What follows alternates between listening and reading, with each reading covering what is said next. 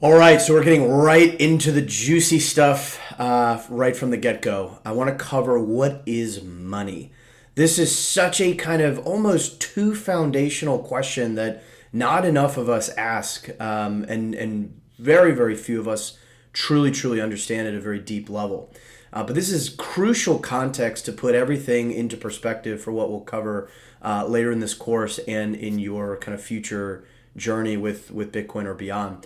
And so I want to cover three main topics, which I'll do kind of three main topics for each of these course sections.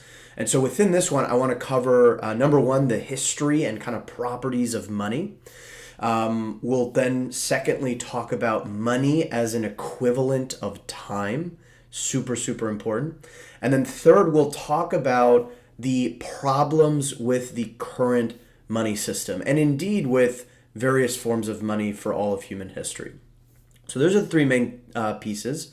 Let's start with the history and properties of money. Again, as per the sort of introduction I did prior to this section, these videos that I'm doing right now are intended to be really punchy, short, like condensed fire hose of information.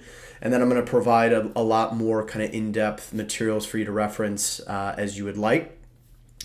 But the main takeaway is that humans have used various forms of money across the centuries and indeed thousands of years. And money really emerged as a thing that facilitated trade.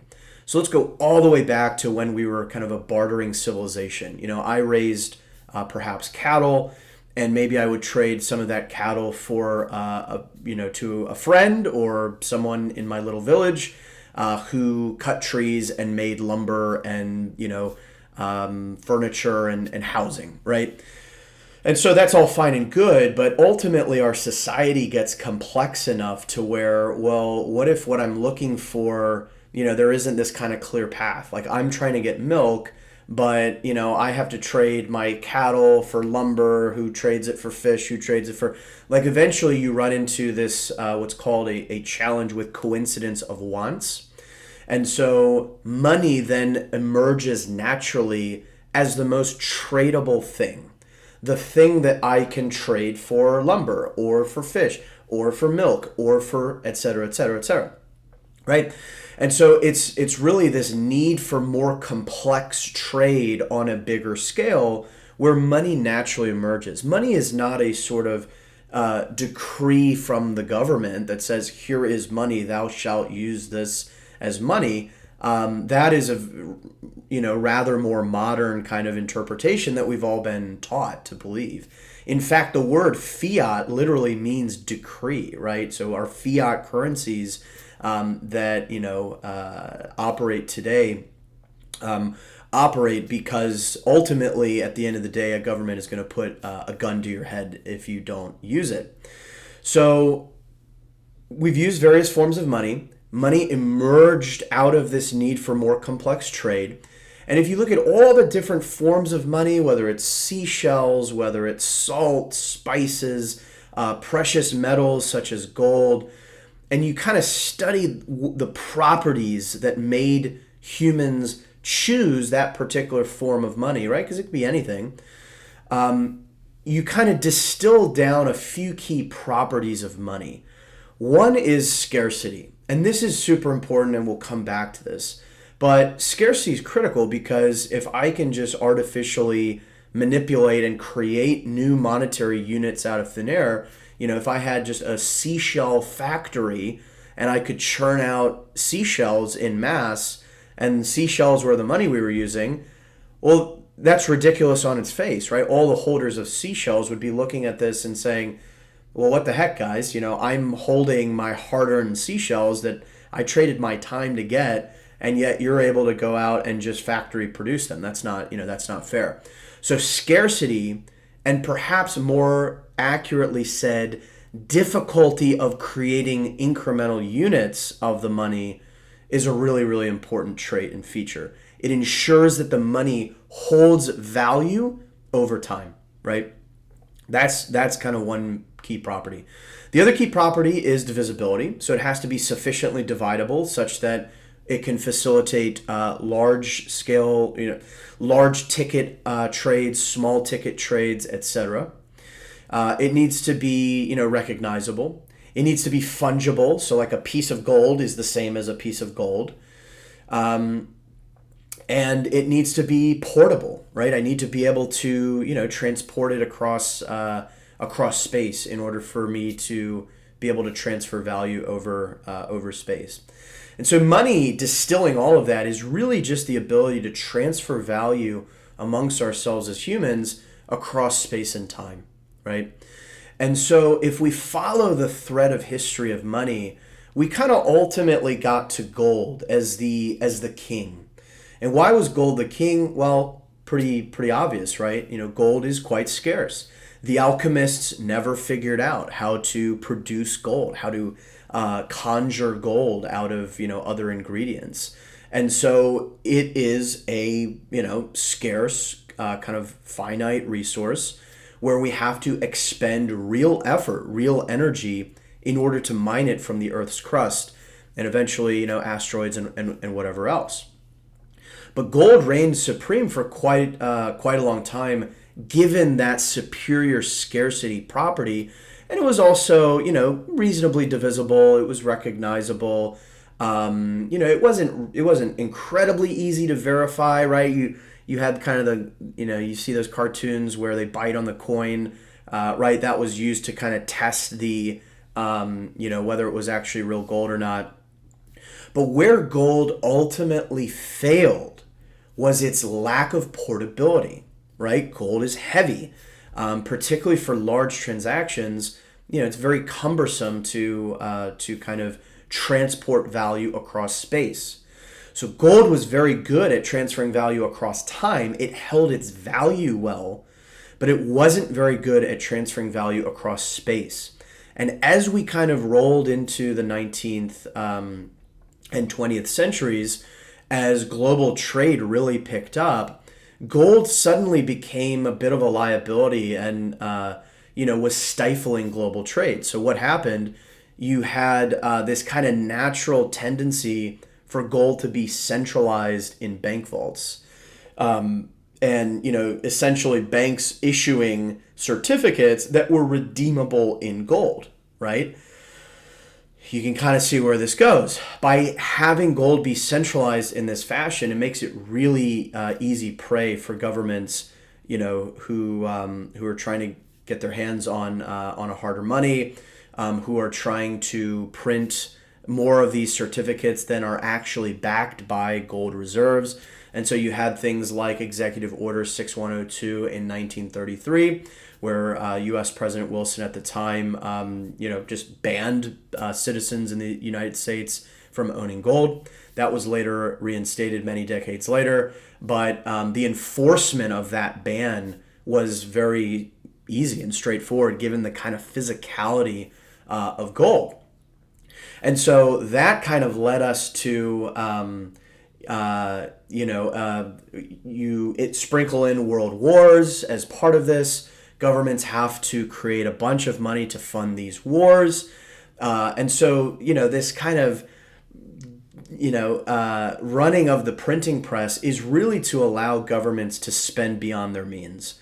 And you may say, okay, well, how bad really is that? Well, it's bad when the reasons for that spending are to fund, massive wars that otherwise couldn't occur, right? And human suffering as a result of that. And so after the world wars, you really were never going to go back to a gold standard, which most of the world had been on leading into kind of World War I. Fast forward to 1944, 45, you had the Bretton Woods Agreement, and then ultimately in 1971 you had U.S. President Nixon unilaterally sever the redeemability of the U.S. dollar for gold.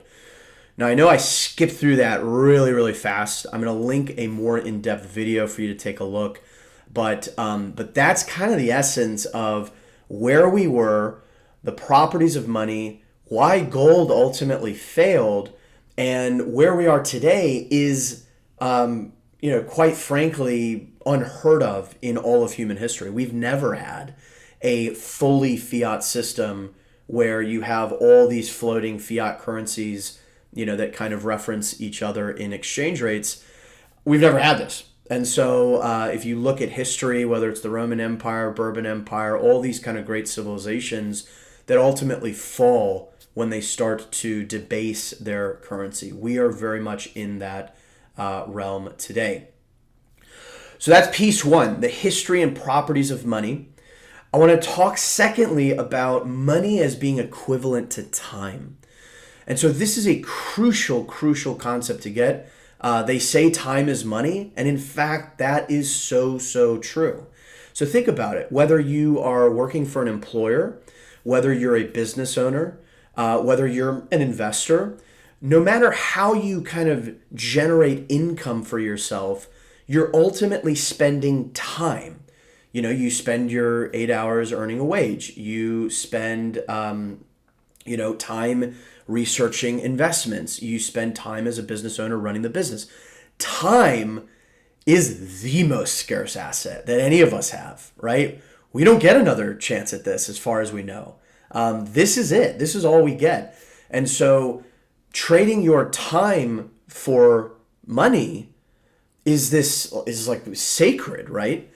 And so that's really it. That's the second piece that I wanted to talk about. Money as this kind of equivalence of time, given that you are trading time, your most scarce asset, for money, regardless of how you make it. And then the third topic I want to get to is why the current system completely sort of bastardizes that concept and, all the kind of knock-on effects of that.